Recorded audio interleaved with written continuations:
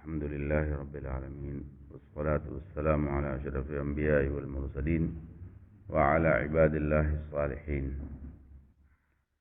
أعوذ بالله من الشيطان الرجيم.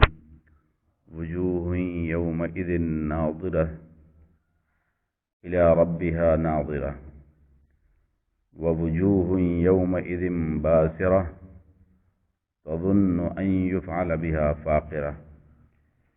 یہ آیتیں ابھی ہم نے فجر میں پہلی رکعت میں پڑھی گئی ہیں، سورہ قیامہ. اس میں چہرے کی بات کی گئی ہے. وجوہ یومئذ ناظرہ، کہ قیامت کے دن، اس دن جس دن حساب و کتاب ہوگا میدان حشر میں، اس روز بہت سے چہرے تر و تازہ اور بارونق ہوں گے. وجوہ یومئذ ناظرہ، کھلتے ہوئے چہرے ہوں گے، روشن چہرے ہوں گے، ہنستے مسکراتے خوبصورت چہرے ہوں گے، تر و تازہ ایک دم، حشاش و بشاش، مطلب بالکل فریش. جیسے آدمی تھک ہار کر آرام کرتا ہے اور نہا دھو کر جب فریش ہوتا ہے تو چہرے کی چمک الگ ہوتی ہے. اس دن بہت سے لوگوں کے چہرے ایسے ہوں گے، تر و تازہ چمکتے ہوئے روشن چہرے ہوں گے. ان آیات میں میدان حشر میں موجود لوگوں کی کیفیت کا نقشہ کھینچا گیا ہے، بتایا گیا ہے کہ کیا حال ہوگا وہاں پہ. اس نقشے کو دیکھنے سے یوں لگتا ہے کہ ہر انسان کو اپنے اعمال کے مطابق اپنے نتیجے کا پہلے سے ہی علم ہو جائے گا، پتہ چل جائے گا، چہرہ ہی پتہ چل جائے گا. چہرہ بتا دیتا ہے. انسان خوشحال ہوتا ہے تو اس کا چہرہ بتا دیتا ہے، اور انسان کسی دقت اور پریشانی میں ہوتا ہے تو اس کا چہرہ بتا دیتا ہے کہ آدمی کچھ پریشانی میں ہے. آدمی چہرہ دیکھ کے ہی سوال کرتا ہے، کیا بات ہے، کوئی تکلیف ہے، کچھ بیمار ہے، پریشان ہے، کیا ہے، پوچھتا ہے. اور خوش ہوتا ہے تو آدمی یہی پوچھتا ہے، کیا بات ہے، بہت خوش نظر آ رہے ہیں، بہت چہرہ کھل رہا ہے. تو اس کا مطلب ہے جس کا چہرہ کھل رہا ہے وہ خوش ہے، اور جس کے چہرے پہ افسردگی ہے، مایوسی ہے، اس کا مطلب وہ کوئی دقت اور پریشانی میں ہے. تو اس دن یہ چہرے ایسے کھل رہے ہوں گے تو اس کو پہلے سے علم ہوگا. جیسے اسکول میں اعلان نتائج کے موقع پر کچھ بچے پہلے سے مطمئن اور کچھ پہلے سے پریشان ہوتے ہیں. وعلیکم السلام. وہ لوگ جو اچھا پیپر دے کر آتے ہیں اور ان کو پتہ ہوتا ہے کہ ہم نے جو کوشچن تھے ان کے آنسر صحیح دیے ہیں، سوالوں کے جواب صحیح لکھے ہیں، تو ان کو پہلے سے پتہ ہوتا ہے کہ ہم کو پاس ہونا ہے. تو وہ جب رزلٹ دیکھنے جاتے ہیں تو ان کے چہرے کھلے ہوئے ہوتے ہیں. اور ایسے ہی جب وہ لوگ جنہوں نے پیپر صحیح نہیں کیے ہوتے ہیں، علم گلم الٹا سیدھا لکھ کے چلے آتے ہیں، تو وہ امتحان حال سے نکلتے ہی ان کے چہرے بدل جاتے ہیں. گھر آتے ہیں منہ چھپا کے روتے ہیں، اور اس کے بعد جب رزلٹ نکلتا ہے تو ان کو پہلے سے پتہ ہوتا ہے کہ اب تو گئے. قیامت کے دن یہی بتایا جا رہا. وجوہ یومئذ ناظرہ، اس دن بہت سے چہرے ہوں گے جو تر و تازہ ہوں گے اور بارونق، روشن، کھلتے ہوئے ہوں گے. ظاہر ہے ہر بچہ اپنے بارے میں خوب جانتا ہے کہ اس نے امتحان میں کیا کچھ لکھا ہے. پتہ چل جاتا ہے کہ یہی حال ہماری زندگی کا ہے. ہم میں سے ہر شخص جانتا ہے کہ اس نے اپنی اس زندگی میں کیا کیا ہے اور کیا کر رہا ہے. حشر کے میدان میں بھی اس کو یہ یاد رہے گا سب کہ ہم دنیا میں گئے تھے، 50-60 سال زندگی پائی تھی، کیا گل کھلا کے آئے، ہے نا. کتنے لوگوں کا مال مار کے آئے ہیں، کتنے ماں باپ کے حقوق مار کے آئے ہیں، کتنے بھائی بہنوں کے حقوق مارے ہیں، پڑوسیوں کو کتنے حقوق مارے ہیں، زندگی حرام میں گزاری یا حلال میں گزاری، سب کو یاد رہے. آج ہمارا مسلمان بھائی جتنا شراب پی رہا ہے، یہ سب شرابی بھی وہاں چہرے ان کے بدرونق ہوں گے، اور یہ سب جان کے آئیں گے کہ ہم تو جہنم کی آگ پی کر آئے ہیں. شراب پینے والے یہ سب سوچیں گے، سب کو پتہ ہو جائے گا. لیکن اسی میدان میں ان چہروں کے بارے میں بھی بات کرتی ہے، الی ربھا ناظرہ، اپنے رب کی طرف دیکھتے ہوں گے. مفسرین نے اس آیت سے یہ مفہوم مراد لیا ہے کہ وہ اپنے رب کی رحمت کے امیدوار ہوں گے، یعنی جن کے چہرے اللہ کی طرف دیکھ رہے ہوں گے وہ وہی چہرے ہوں گے جن کو پتا ہوگا کہ ہمارا رب ہم پر رحم کرے گا، کیوں ہم نے کوئی ایسی حرکت دنیا میں نہیں کی ہے جس کی وجہ سے ہمارا رب ہم سے ناراض ہوگا۔ الی ربها وجوہ یومئذ ناظرۃ الی ربها ناظرہ، وہ کھلتے ہوئے روشن چہرے اپنے رب کی طرف دیکھ رہے ہوں گے، اور اس دیکھنے کی مراد یہ ہے کہ وہ اپنے رب کی رحمت سے امیدوار ہوں گے کہ رب ہمارا ہم پر رحم کرے گا۔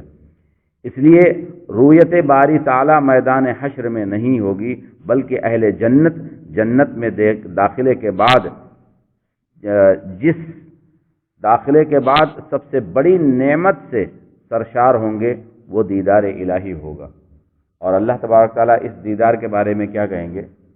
جب جنتی جنت میں اور جہنمی جہنم میں چلے جائیں گے تو اللہ تعالیٰ جنتیوں سے پوچھے گا اور کچھ چاہیے؟ تو وہ جواب دیں گے میرے رب سب کچھ تو مل گیا ہے، تو نے جس جنت کا وعدہ کیا تھا وہ جنت تو مل گئی ہے، اب تو کوئی چیز باقی نہیں رہی ہے، ہم لوگوں کو یاد نہیں ہے، کچھ نہیں چاہیے، سب کچھ ہے۔ پھر دوبارہ اللہ تعالیٰ پوچھے گا میرے بندوں کچھ اور چاہیے؟ تو پھر یہی جواب دیں گے پروردگار سب کچھ تو مل چکا ہے، کچھ بھی باقی نہیں ہے، جس چیز کا تصور کرتے ہیں وہ چیز ہمارے سامنے آ جاتی ہے، اب تو کچھ بھی نہیں ہے۔ پھر تیسری بار اللہ تعالیٰ پوچھتا ہے تو بندے سمجھتے ہیں کچھ ہے ابھی اللہ تعالیٰ کچھ اور بھی دینا چاہتا ہے۔ جب تیسری بار ان کو ہوتا ہے تو کہتے ہیں پروردگار ہم کو تو سب مل چکا ہے، ہم کو نہیں پتا، اب تو ہی بتا دے کیا چیز ہے۔ تو پھر اللہ تعالیٰ اپنا دیدار، رضا الہی کا اظہار کرتے، پھر اللہ تعالیٰ اپنا دیدار دکھاتا ہے۔ اور اللہ کے نبی صلی اللہ علیہ وسلم نے فرمایا کہ دیدار ایسے ہوگا جیسے 14ویں کا چاند رات میں کھلی آنکھوں سے تم دیکھتے ہو، اسی طرح سے وہاں بغیر کسی پردے کے اپنے رب کا دیدار کرو گے۔ تو سارے جنتی اس وقت اللہ کا دیدار کریں گے، اس کا مطلب جہنمی اس وقت بھی اللہ کے دیدار سے محروم رہیں گے، ان کو نہیں دیدار ہوگا۔ اللہ کا دیدار صرف اہل جنت کے لیے ہے، وہ بھی جنت میں ہوگا۔ تو اس طریقے سے اللہ تبارک تعالیٰ اپنی رضا کا جب اظہار کریں گے تو جنتیوں کی خوشی کا ٹھکانہ نہیں رہے گا کہ ابھی یہ چیز باقی تھی جو اللہ تعالیٰ بار بار پوچھ رہا تھا۔ اس لیے رویت باری تعالیٰ میدان حشر میں نہیں بلکہ اہل جنت کے جنت میں داخلے کے بعد ہوگا، اور جس سب سے بڑی نعمت سے وہ سرشار ہوں گے وہ دیدار الہی ہوگی۔ لیکن کچھ علماء کا خیال ہے اہل ایمان کو میدان حشر میں بھی کسی نہ کسی درجے میں رویت باری تعالیٰ سے مشرف کیا جائے گا۔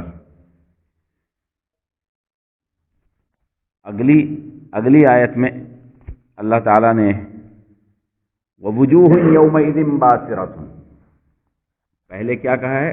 وُجُوهٌ يَوْمَئِذٍ نَاظِرَةٌ إِلَىٰ رَبِّهَا نَاظِرَةٌ، روشن چہرے کھلے ہوئے حشاش بشاش، وہ اپنے رب کی طرف دیکھ رہے ہوں گے رحمت کی امید رکھے ہوئے کہ اللہ تعالیٰ ہم پر رحم کرے گا۔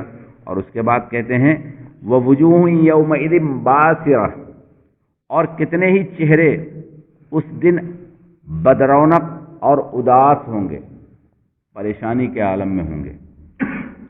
یہ کافروں کے چہرے ہوں گے سیاہ اور بے رونق، کالے اور بے رونق۔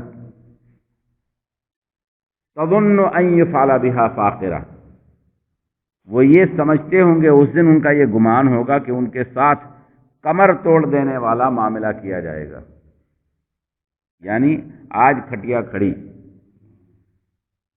بستر گول تو پہلے ہی ہو چکا ہے، آج کھٹیا بھی کھڑی ہو جائے گی، آج کٹائی ہوگی قاعدے سے۔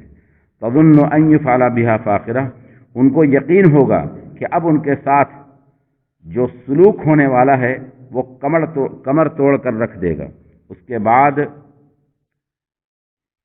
اب قیامت صغری یعنی انسان کی موت کے وقت کا نقشہ دکھایا جا رہا ہے۔ قیامت کبریٰ کا ذکر تو قبل ازیں ان آیات میں آ چکا ہے۔ فَإِذَا بَرِقَ الْبَصَرُ وَخَسَفَ الْقَمَرُ وَجُمِعَ الشَّمْسُ وَالْقَمَرُ، یہ بھی دکھایا گیا ہے کہ انفرادی سطح پر تو ہم انسان کی موت ہی اس کی قیامت ہے، یعنی انسان جب مرتا ہے تو اس کا عذاب یا اس کا جنت کا مہمان نوازی دونوں میں سے کوئی نہ کوئی ایک کام شروع ہو جاتا ہے۔ تو اصل تو ہر انسان کی موت ہی اس کے لیے قیامت برپا کر دیتی، ادھر مرا ادھر کوڑا چلا، ادھر مرا ادھر جنت کی کھڑکی کھلی، بس اتنا ہی ٹائم تو ہوتا ہے۔ مرنے کے بعد میں انسان کو جلدی دفنایا اسی لیے جاتا ہے کہ یہ جس چیز کا حقدار ہے اس کو ملے، جنت کا حقدار ہے جنت ملے، اور جہنم کا حقدار ہے تو جہنم ملے، توڑو پھوڑو۔ اسی لیے قیامت کبریٰ کے مقابلے میں ہر انسان کی موت کو اس کی قیامت صغریٰ کہا جاتا ہے۔ چنانچہ ان آیات کا مطالعہ کرتے ہوئے ہر انسان کو اپنی قیامت صغریٰ کا تصور اپنے ذہن میں رکھنا چاہیے، ہر وقت یاد رکھنا چاہیے کہ ہماری قیامت آنے والی ہے، ہماری قیامت، دنیا کب ختم ہوگی اس کی پرواہ نہیں، ہم کب ختم ہوں گے یہ اصل مسئلہ، اس پر غور کرنے کی ضرورت ہے۔ ہمارا خاتمہ ہونے والا ہے، قیامت کب آئے گی، دنیا کب ختم ہوگی، فنا ہوگی، وہ بات کی ٹینشن ہے، وہ ہماری ٹینشن نہیں ہے۔ ہاں، یہ قیامت کب آئے گی وہ ہماری ٹینشن نہیں، مسئلہ یہ ہے کہ ہماری سانسیں کب جا رہی ہیں، ہماری آنکھیں کب بند ہو رہی ہیں، ہمارا جسم کب بے جان ہو رہا ہے۔ یہ سوچنے کی ضرورت ہے کہ ہمارے جسم سے روح کب نکلے گی کہ جسم میں کیڑے اور مکوڑے کھا جائیں گے، اس کو مٹی میں مل جائے گا۔ یہ ہر انسان کی موت اس کے لیے قیامت ہے، لہذا اس دن کے انتظار کے لیے اللہ تعالی ہم سب کو نیک عمل اور اچھے عمل صالح کرنے کی توفیق عطا فرمائے، آمین یا رب العالمین۔ سبحانک اللہم و بحمدک، اشہد ان لا الہ الا انت، استغفرک و اتوب الیک۔